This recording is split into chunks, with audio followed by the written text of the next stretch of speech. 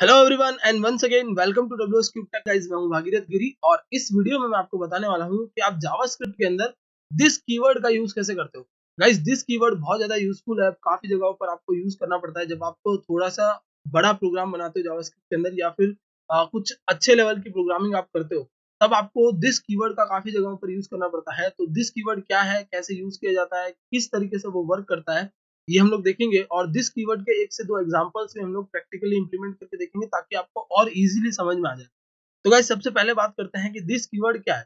तो this keyword एक ऐसा कीवर्ड है जो उस ऑब्जेक्ट को रेफर करता है जिससे वो बिलोंग करता है।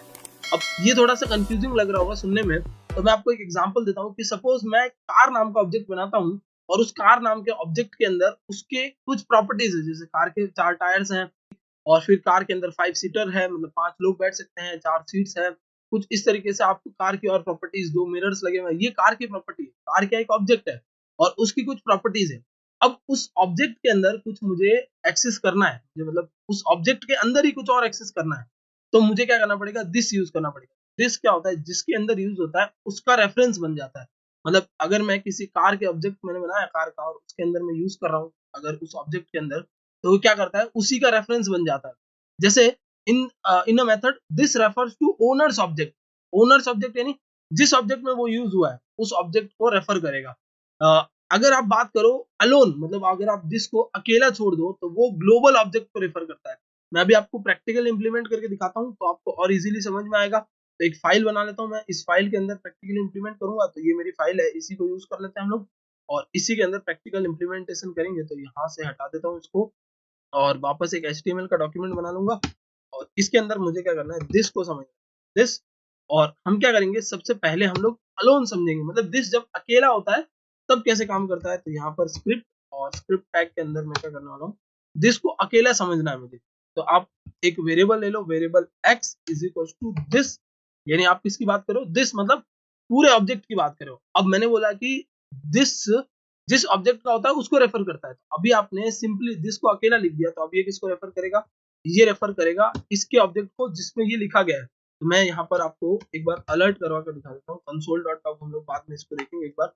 अलर्ट x और अलर्ट x देखते हैं कि क्या x के अंदर आता है।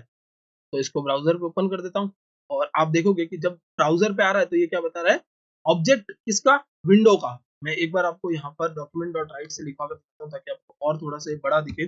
तो document.write और document.write में हम लोग x को लिखेंगे, तो h1 टैग का यूज करने वाला हूँ मैं ताकि आपको थोड़ा सा अच्छा सा दिखे इधर बड़ा, और प्लस करवा देता हूँ कॉन्कैटिनेशन के साथ x। अभी मैं h1 टैग को क्लोज नहीं कर रहा हूँ, अगर आप क्लोज नहीं भी करते तो भी ब्राउजर उसको अपने आप क्लोज कर देता है। तो आप देख लो ये क्या बता रहा है, विंडो ऑब्जेक्ट।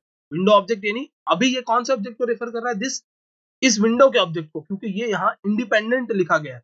बट अगर आप दिस को एक ऑब्जेक्ट से एक्सेस करोगे, यानी खुद का एक ऑब्जेक्ट बनाते हो, जैसे मैं यहाँ पर एक ऑब्जेक्ट बनाता हूँ, तो एक ऑब्जेक्ट बनाने के लिए मुझे क्या करना होता है, वेयर एक्स का एक ऑब्जेक्ट बनाना है और आपको क्या करना है, एक कर्ली ब्रैकेट लगाना है और फिर उसमें जैसे आप एरे बनाते थे उस तरीके से एरे के अंदर की वैल्यू का पेयर रखना है। तो सबसे पहला मेरा फर्स्ट नेम नाम की एक की हो गई और कॉलन, फिर उसमें नाम लिख दिया। तो सपोज मैंने मेरा नाम लिख दिया यहाँ पर, तो ये मेरा फर्स्ट नेम हो गया। सेकंड नेम नाम की कॉमा सेपरेटेड सेकंड नेम बनाना है, तो यहाँ पर से हो जाएगा सेकंड नेम और यहाँ पर कॉलन और यहाँ पर मैं लिख देता हूँ मेरा सेकंड नेम। अब मुझे क्या करना है, इस x नाम के, या इसको मैं पर्सन दे देता हूँ, पर्सन, एक पर्सन का फर्स्ट नेम सेकंड नेम और फिर उसका फुल नेम भी हो सकता है। तो उसके लिए मुझे क्या करना होगा, इसके लिए मुझे एक यहाँ पर वेरिएबल बनाना होगा, या फिर मैं एक तो वेरिएबल या उसको एक फंक्शन कंसीडर कर सकता हूँ।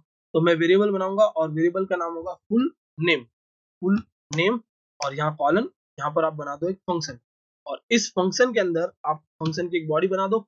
और अब आपको क्या करना है, यहाँ पर फुल नेम वाले एक फंक्शन के अंदर इन दोनों को भेजना है। तो आप क्या करोगे, simply this dot first name, this dot first name मैं यहाँ पर लगा देता हूँ। रिटर्न फंक्शन क्या करता है, रिटर्न करता है कुछ, return this dot first name और फिर concatenation this dot last name, ये दोनों को कॉन्कैटिनेट करके भेज देगा आपके लिए, this dot first name this dot last name. तो ये इस ऑब्जेक्ट में से उठाएगा और रिटर्न कर देगा दोनों को कॉन्कैटिनेट करके। तो अभी देखते हैं हम लोग कैसे एक्सेस करना है। तो पर्सन है, तो पर्सन के ऑब्जेक्ट का कोई फंक्शन यूज करना है, तो पर्सन डॉट फुल नेम नाम का एक फंक्शन है उसको एक्सेस करना है। तो ये मैंने पिछले वीडियोस में काफी जगह पर यूज किया, हमने मैथ के लिए पाव फंक्शन यूज किया था, तो मैथ डॉट पाव लगाते थे हम, तो अभी देखते हैं कैसे इसका रिजल्ट आता है। यहाँ पर रिफ्रेश, और अभी आप देख रहे हो ये मुझे फर्स्ट नेम प्रोवाइड कर रहा है, बट सेकंड नेम के अंदर ये कुछ एरर दे रहा है। सेकंड नेम के अंदर एरर दे रहा है, तो यहाँ से सेकंड और यहाँ से लास्ट, इसीलिए मिस्टेक थी। तो अब आ चुका है, आप देख सकते हो। ये क्या कर रहा है, दिस, यानी दिस मतलब किसकी बात हो रही है, इस पर्सन वाले ऑब्जेक्ट की बात। तो मैंने क्या कहा, दिस केस को रेफर करता है जिस ऑब्जेक्ट के अंदर उसको यूज किया जा रहा है, उसको रेफर करता है। तो अभी आप किसके अंदर यूज कर रहे हो इसको, अभी आप यूज कर रहे हो इसको इस पर्सन वाले ऑब्जेक्ट के अंदर। ये इस तरीके से वर्क करेगा। अभी मैं आपको एक और एग्जांपल देता हूँ, उससे आपको और इजीली समझ में आएगा। तो मैं यहाँ पर एक बटन बनाता हूँ और यहाँ पर लिख देता हूँ click me to hide me, click me to hide me.